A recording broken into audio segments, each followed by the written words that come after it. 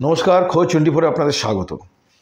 আজকে একটি ক্লাবের গল্প বলবো, গোরাবাজার সংঘমিত্র ক্লাব। চলুন দেখি।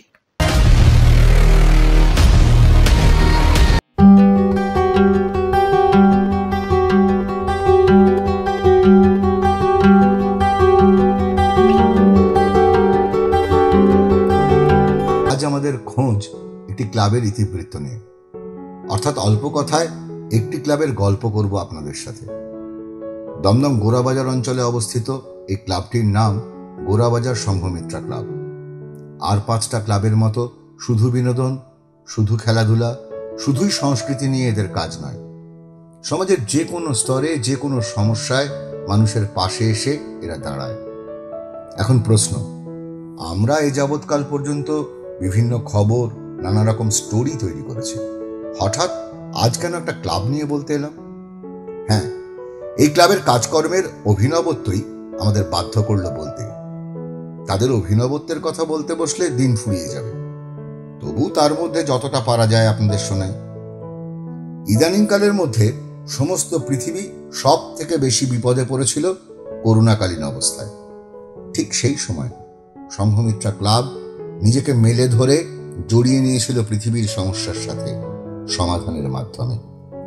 গোরাবাজার থেকে নিউটাউন পর্যন্ত বিস্তৃত বিশাল এলাকা জুড়ে করোনা আক্রান্ত মানুষের কাছে তারা এগিয়ে গেছে বিনামূল্যে অক্সিজেন সিলিন্ডার নিয়ে। এ তো গেল মহামারীর কথা।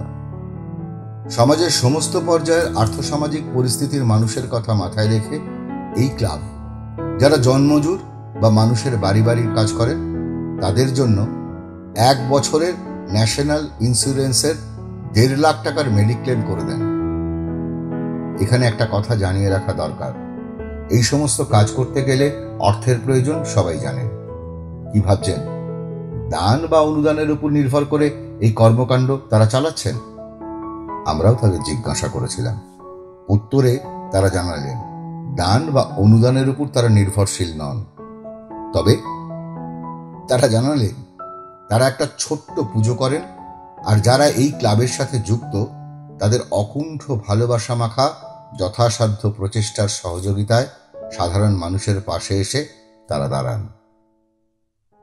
শুরু করেছি বর্তমান সমস্যার কথা বলে। এবার ধীরে ধীরে আমরা হাঁটতে শুরু করি টাউন মেমোরি লেন ধরে। আসুন দেখি অতীতে এদের কার্যকলাপ কি ছিল। যখন নেপালে ভয়ঙ্কর ভূমিকম্প হয়েছিল, তখন সেই সব অসহায় মানুষের পাশে এই ক্লাব এসে দাঁড়িয়েছিল। নেপাল কনসুলেটের হাতে তুলে দিয়েছে ত্রাণ। শুধু এমন বড় বিপর্যয়ই নয়, সাধারণ গরিব গুরব মানুষ যারা আর্থিকভাবে দুর্বল, দাম বেড়ে যাওয়ার জন্য পেঁয়াজ আলু কিনতে পারছিলেন না। যখন পেঁয়াজের দাম 100 টাকা, আলুর দাম 80 টাকা, তখন নিজেদের উদ্যোগে প্রায় 200-250 জন মানুষকে 1 কেজি করে পেঁয়াজ হাতে তুলে দিয়ে মানুষের মুখে হাসি ফুটিয়েছে এই ক্লাব। আপনারা জানেন, কয়েক বছর আগে গোরাবাজারে যে বাজার আছে তাতে আগুন লেগে যায়। ভয়াবহ সেই অগ্নিকাণ্ডে প্রায় পুরো বাজারটাই পুড়ে যায়।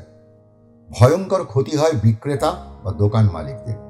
সংঘমিত্রা ক্লাব তার স্বভাবসিদ্ধ ভঙ্গিতেই বাজার কমিটির দিকে বাড়িয়ে দেয় আর্থিক সাহায্যের হাত।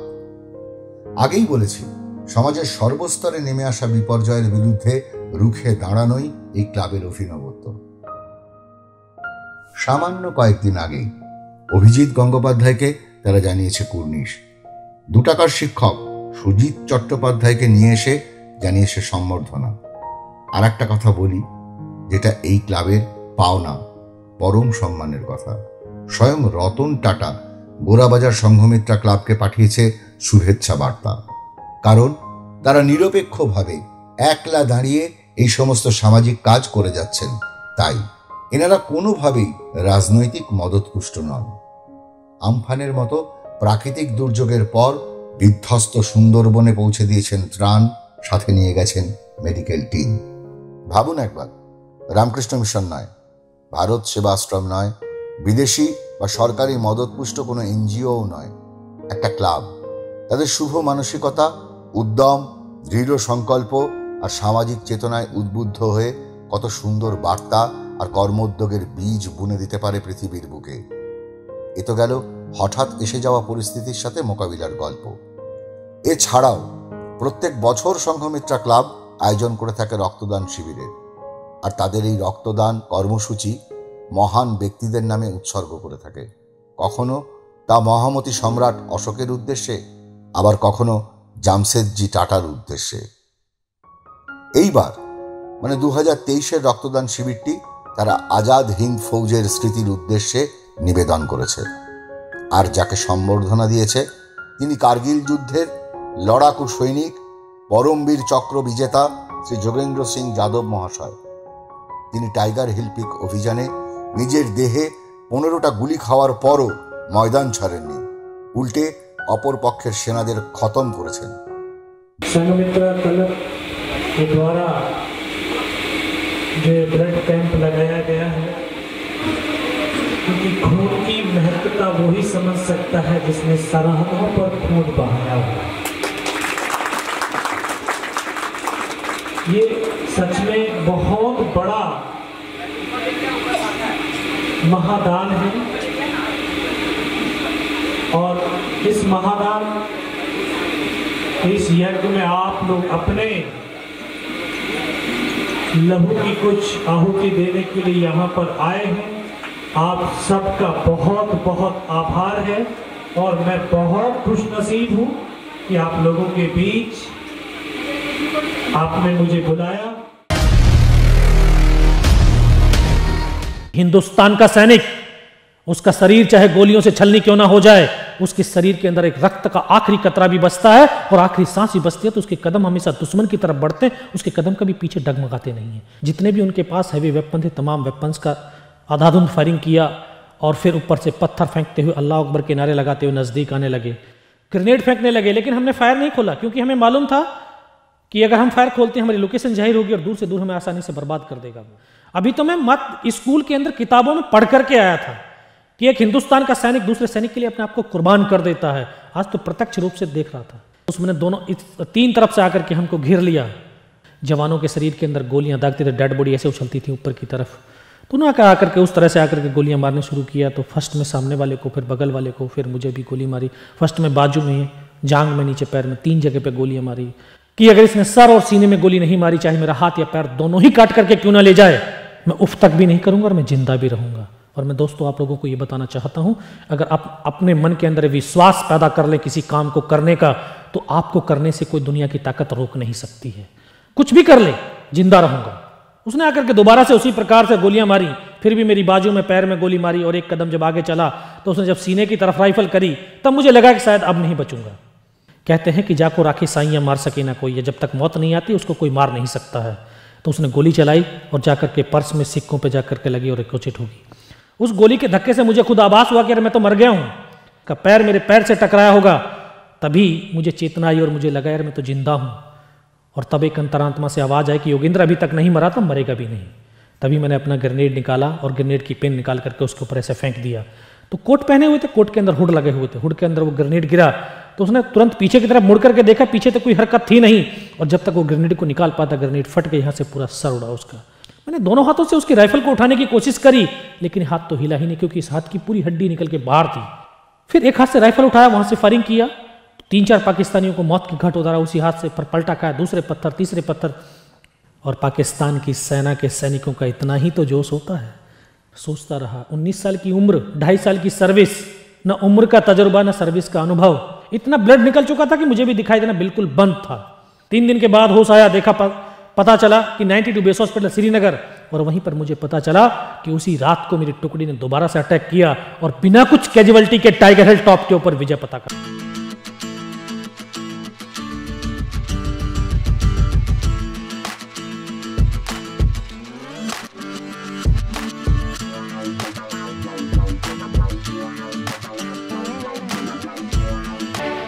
সেই বিরা থেকেও একটি স্কুল ইনফোকাস ইন্ডিয়া স্কুল, তারাও কিন্তু সবাই এসে হাজির এই বীর যোদ্ধাকে দেখবে বলে।